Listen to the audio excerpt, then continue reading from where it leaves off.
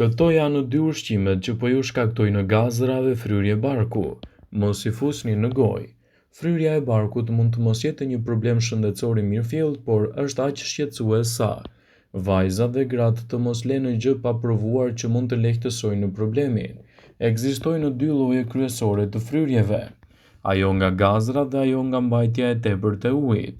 Ngrënia e ushqimeve të caktuara si bishtajat, bulmeti, perimet, brokoli, lule lakra dhe ushqimet e yndyrshme mund të shkaktojnë gjithashtu dehidratime, dhe ngrënia e ushqimeve shumë të kripura mund të shkaktojë fryrje barku dhe mbajtjen e ujit.